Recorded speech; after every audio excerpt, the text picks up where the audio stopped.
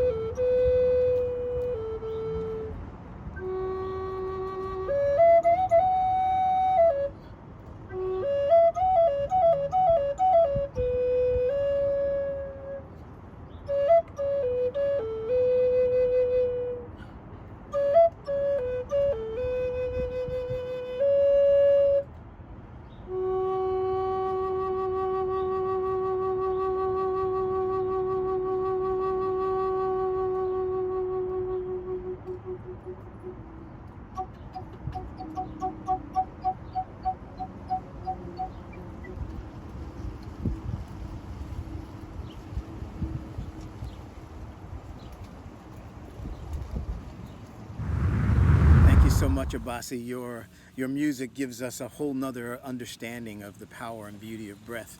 You know, on our continued journey to really talk about and explore ways that art can really be a health and healing modality for people, we were really fortunate to be a part of an initiative this past year called Vet Art Span. And it was really centered around the importance of art in all of its forms as a modality for healing and support for our veteran community. We were really honored to work with the great choreographer Jacques Heim and the Diavolo Dance Company, along with a group of veterans and local dancers and movement specialists who came together to celebrate the power of movement and how it can unify people. So we're happy to share with you now an excerpt from that particular performance. It's called The Long Journey Home, featuring the Diavolo Dance Company and the Veteran Civilian Dance Ensemble, which was performed here at the Straz Center.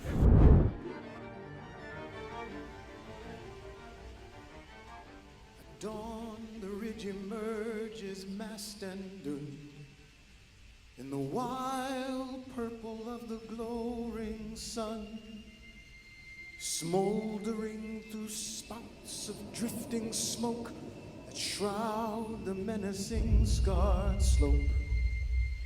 And one by one, tanks creep and topple forward to the wire. The barrage rears and lifts, then clumsily bowed with bombs and guns and shovel and battle gear, men jostle and climb to meet the bristling fire. Lines of gray muttering faces masked with fear, they leave their trenches going over the top, while time ticks blank and busy on their wrists, and hope with furtive eyes and grappling fists flounder in the mud. Oh Jesus, make it stop. Oh Jesus, make it stop. How many times growing up, or how many times in our life did we hear practice, practice, practice, practice? Practice makes perfect. And then after a while, practice becomes kind of a way of being. And then that way of being for many, many people turns into the creation of works of art or the interpretation of works of art that have been created by others. One friend of Art's Legacy in the Straz Center is a gentleman who is an amazing composer, both a composer and a spontaneous creator of music. He's going to share some of his music now. I've had many conversations with Daniel Kelly about what music has done for him in his life and how he has seen it really move people's lives through communities, through whole communities. He creates compositions for communities to experience. So let's take a journey, a musical journey of wholeness and healing with Daniel Kelly, composer extraordinaire.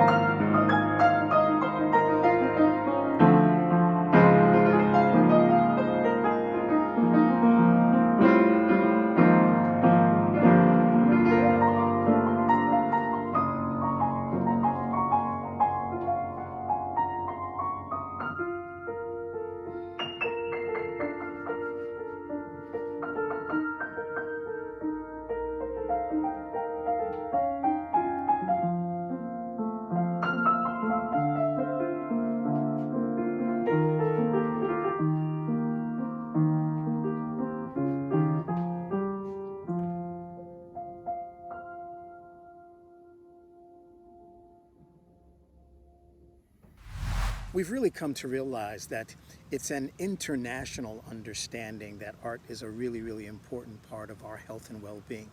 Shreya Narayanan, who is an amazing a classical Indian dancer and a physician here in Tampa Bay, has created a piece for us to experience. And she has given me some words. I'd love to share them with you so that we can more clearly understand what we're about to experience. She says, in these times of uncertainty and apprehension, we turn inward to our values, our dreams, our faith, and our love and compassion for one another so that we can find healing and vitality. In this next piece that we're about to see performed by Shreya, she has selected the music, two songs by Pen Masala in two different languages from opposite sides of the world that embody this idea of our community growing stronger together. The first piece, which is really encapsulates a prayer, Hum Ko Mun Ki Shakti Tena, which is a prayer for mental strength to win over the ills within ourselves before we try to win over the world. And this is combined with Penn's interpretation of Imagine. Let's listen now and experience the beautiful artistry.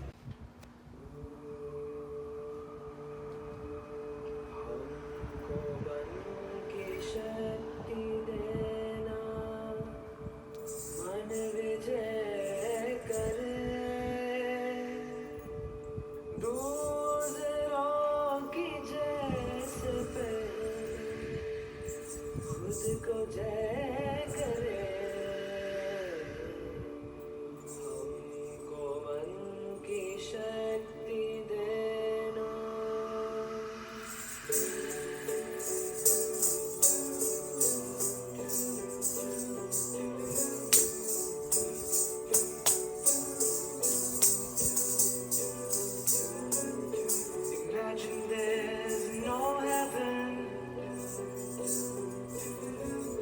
It's easy if you try. No hell below us. Above us only sky. Imagine all the people living life in peace. You may say I'm a dreamer, but I'm not the only one.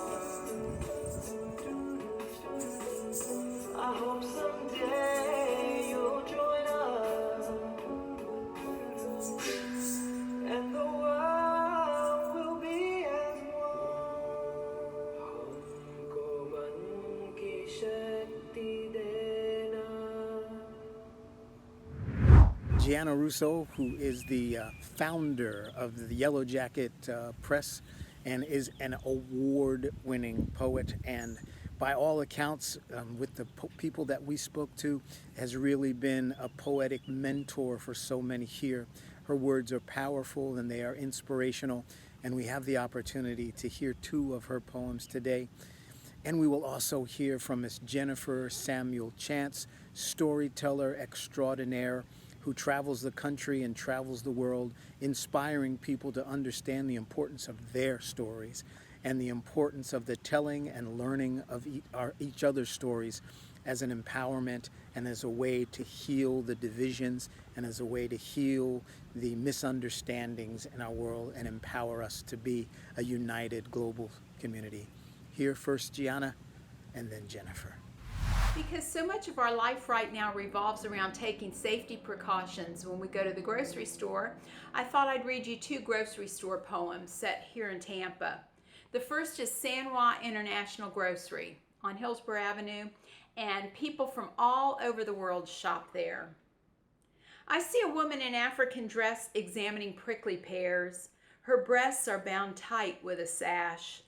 A man in a green kilt rubs chalk from the winter melons. Women in turquoise saris peruse the silken tofu. A Vietnamese family inspects dried lily, lotus root. Cubans crowd the yucca. A Chinese gent grabs okra long as a bat. A lady in hijab wafts around the lentils. The sugar canes lean together in their bins, deciphering all the languages. What is carnival cauliflower? How do you cook banana blossom? I'm searching for farro and eggplant. Take me, says the cactus paddle. Take me, says the stinky durian. Take us, say the stars of rambutan. When the African woman bends to the fruit, I see her back, her baby, asleep in the binding cloth. And this second poem is set here at Publix Supermarket, the one on Nebraska Avenue. It's called Did You Find Everything You Need? And the day that this is set is March 22nd, 2016. On that day, Brussels was bombed in a terrorist attack. I just heard on the car radio about Brussels. I pull through the dry cleaners, horror-dazed, my chore list slumped in the seat. What's the use of poetry? What can it matter now? I thought, one more quick stop and I'm just going home. At Publix, sand cart and basket, I zoom down aisle 6, paper products, claw down 2 jumbo paper towel rolls, zip around the corner towards 7, pet food, and almost collide. He stands rooted before the wood cleaners, his dreads blonde black, his red hoodie unzipped, his right calf a full cuff of bruised blue tats. I dash towards canned food, shreds versus fillets, 10 for $6. I'm stacking 2, 3, 4, 5 cans on my right palm with jumbo rolls jammed in my elbow crease, teetering, tenuous, when a burnt match smell edges in from the right. He's a grainy image stopping behind my left shoulder. I concentrate on dry food and don't turn around. Would you like this? He's removed pine cleaner, quinoa, bottles of juice, sets down his basket. It's okay. I'm heading towards the cashier just now. No, but so am I. Arms loaded, he's already walking off as I yell, "Thanks! You did your good deed for the day." He slows, calls back over his shoulder, "I hope that's not all. There's still a lot of day left." In my room, just chilling, then got a really strange feeling as I heard a strange sound, then a crash, which caused me to look up to my ceiling, where I saw a hole this big, through which I could see the sky, and below, on the floor, a pile of dirt. Mess. Oh my. You see, there are trees all around my house. Nature is abound. Squirrels and other animals all over the place, just running up and down. Now, I think squirrels are cute, and they always give me pleasure to see them playing. I think it's the beauty of nature. But some squirrels had an agenda. Apparently, they needed a new place to stay. So they targeted my attic, and after some months, they found a way. It seemed a fallen branch had caused a roof shingle to be displaced. So those squirrels just jumped at the chance, and they promptly ate that broken shingle and several more, making the entrance to the new attic condo a wide open door, leaving a hole in the roof that could not be seen from the street. And I shudder to think of how much rain had poured straight through it, rotting my roof beams until it couldn't take any more, until that morning when the squirrel ran through the attic, causing my ceiling to hit the floor. I felt horror, anger, and dismay. Now I'd have to get it fixed. Spend money I didn't want to spend, but this did not need to be added to the mix. You see, I was trying to survive a pandemic. Too many emotions to sort through. I just didn't have the energy to deal with this too. I was worried about friends and family and strangers too. Toilet paper, droplets, social distancing, protection. Well, what you do? Yes. I noticed my emotions were heading towards despair. I knew I'd have to do something really quickly to stop them from going there. I ran to my music player and quickly played my favorite tunes, because for me, music has always been able to change the foulest moods. I breathed in deeply and swayed as I let the music pass through me. A sense of joy and calm took over, and I knew all was as it should be. The situation fell into perspective, and I got to a place of gratitude. There are many people that have it far worse than I. For me to complain about this, that's just rude. So I called Joe the roofer and cleaned up the mess. I know life will continue to give me challenges, but music will help me get through that test. So we are really, really excited to have the opportunity to be with Susan Magsamen, our amazing collaborator from Johns Hopkins University. Susan, welcome to Arts Legacy. It's a pleasure to be here. Thank you so much for inviting me, Fred. It's really a gift.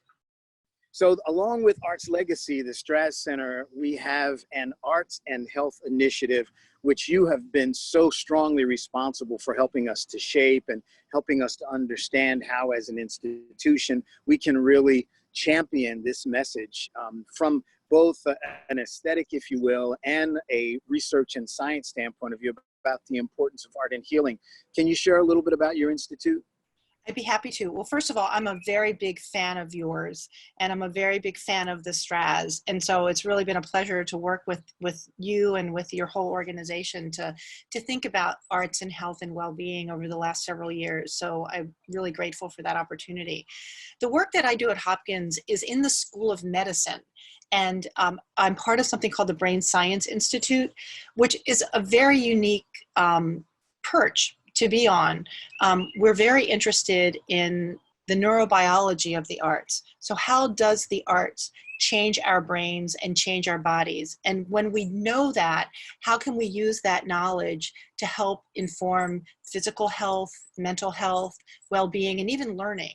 So that can range from things like Parkinson's disease and dance to music and dementia, thinking about social and emotional health for young children, or isolation and loneliness, and music with populations that maybe are not able to get out. And you know, during this COVID-19 time, all of those things are very present. So the arts tend to be a real go-to for us these days, but they're a go-to for us throughout our lives, and really understanding what they do to us to help us really amplify our own potential is what my lab's about. So to the general person who's just kind of entering this conversation about art as a healing modality, because it's been our experience as an arts institution that, you know, people generally enter the arts arena for entertainment. And now with us really sharing, especially like with Arts Legacy, I mean, we're celebrating a half hour to a conversation about the importance of art as it heals. To sort of the general person who's entering into this realm, what's the one important thing you think that they can first begin to understand about art as a modality for health and well-being? Arts make you feel good. That's what you got to know. Arts make you feel good. And you can call that entertainment, you can call that joy, you can call that distraction, but arts make you feel good. And when you feel good, you're happier, you're healthier, and you're able to engage more in the things that you love.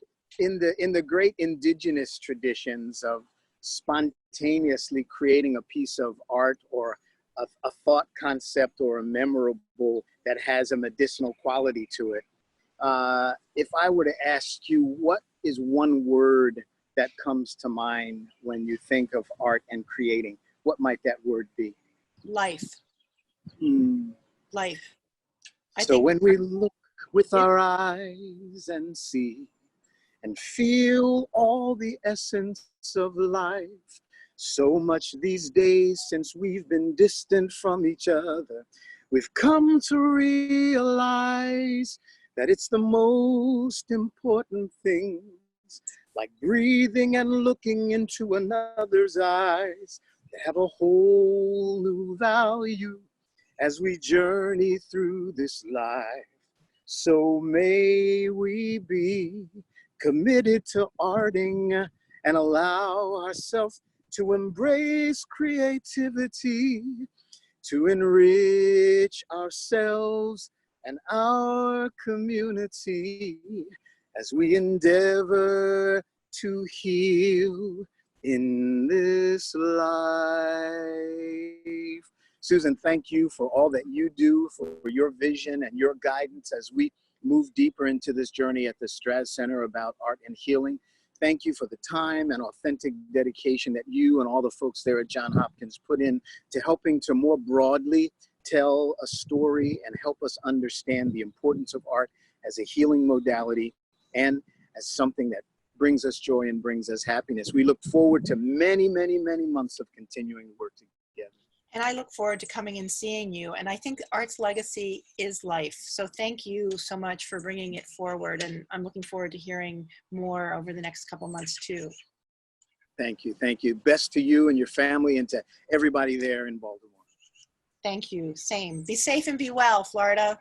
So there you have it, my friends. Thank you so much for spending this time with us. We look forward to all being together out on the river again once we get past this time that we're away from each other.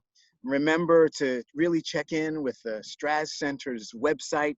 There's lots of exciting things going on, and Arts Legacy Remix is a big part of that. So as we bid you adieu, stay safe, stay strong, stay well, and from the Arts Legacy team, we'll see you next time.